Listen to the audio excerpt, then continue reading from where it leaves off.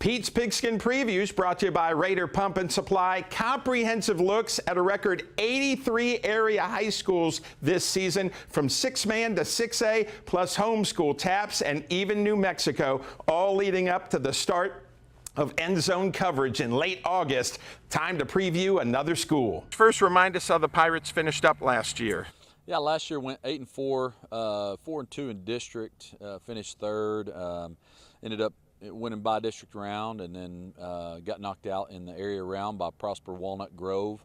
So a positive year, but also got a group that's ready to kind of get over the hump and get out of that second round of the playoffs. We've run into the Metroplex second round now 3 years in a row, and the way the setup is, if you get in the playoffs, it'll be the same thing. So we got a group ready to do that. But it was a positive year, and I think one that we want to grow on. What's the attitude during summer and into camp now? Yeah, spring and summer are sometimes challenging, and we want kids to play multiple sports, so they've been doing that. So I think our guys, when they got to fall camp, were very excited to be back, and that's the big deal. We don't want them tired of football before football starts. So they were excited to be back. We've seen a lot of energy. A little bit different team. We're a little smaller as far as just our total numbers on the varsity, but that's okay.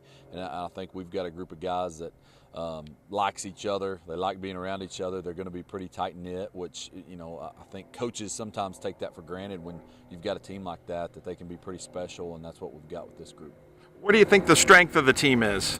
Well, I think our O-line and D-line have a chance of being really good. We're working on depth. Some young guys that haven't played a lot of reps are going to have to provide depth on the O-line and D-line, but our 5 starters on the offensive line and 4 on the defensive line have played a lot of football for us and got a lot of experience. And so I think when you can start a team there and build from that point, then it's a real positive thing. And then we also got like Ryan Rodriguez as our quarterback that's a 3-year starter. And so I think at some key positions, O-line, D-line, quarterback, I think any coach would tell you, hey, let's start there with experience and let's start there with some talent, and then you got a chance of doing some good things. What will the Lubbock-Cooper Pirates look like on the field in 2025? Well, we hope it's a team that every time you watch us, whether win or lose, and how pretty ugly the execution is, we hope you're seeing a team that plays really hard.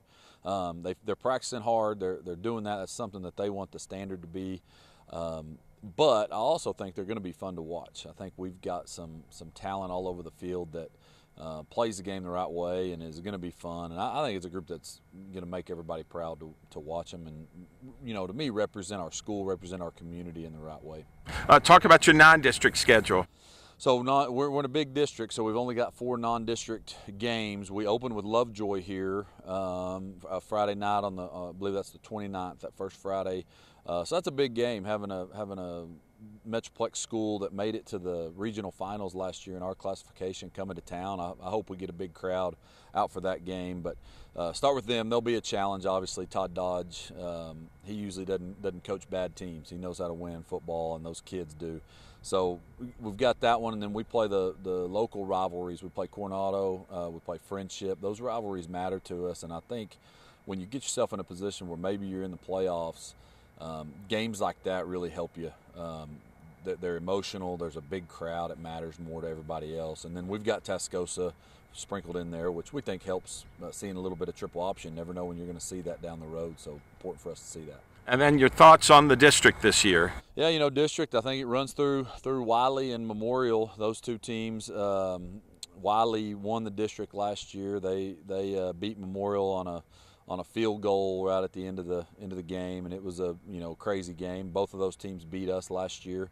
Memorial was a crazy game on our field that they came back and beat us, and then Wiley, we really I didn't coach very well, and they got us and won the district. But those 2, and then I think Amarillo Paladuro is one that's going to sneak up on everybody. They are very talented. Got 5th last year, but really had a shot in the playoffs, and they've got everybody back. Very talented team. Abilene Lubbock-Cooper is a traditional power that made the playoffs last year, and we have to go down there, and that's the one thing, Shotwell Stadium, I don't think Lubbock-Cooper's ever won a game at Shotwell Stadium, so that's a big deal. And then again, traditional power in Plainview. Wichita Falls Legacy was very young last year, started a freshman quarterback, and so overall I think just seeing a district that there's no weeks that you can just chalk up as a win and say, okay, well, we can kind of rest up for that one. And then for us, we've got the week 11 open week, and that just presents a challenge. And last year we finished with Memorial and Wiley, felt like we kind of limped down the stretch, and so that creates challenges too. But it's going to be a fun district. I think I've probably said this about 4 years in a row now, but I feel like the district winner might have a loss. Like, I think it could happen that way. So we're gonna hope to be in the mix, and that's all you can ask for. And then, Coach, what are the goals this year for Lubbock-Cooper? Yeah, we have some internal goals that we'll probably keep with the team that specific. We're kind of hesitant to always have too specific of goals, but it's also important to set them. But mainly for us, one big goal that we've got is to get in the playoffs and play Thanksgiving week. We hadn't done that in a few years, and so our guys really want to do that. They want to get to that point. And then when you get there, obviously you reset goals and hopefully play further. You don't want to just end right there, but that's a step, that's a hump that we want to try to get over, and our guys, they have that on their mind. They have that circled.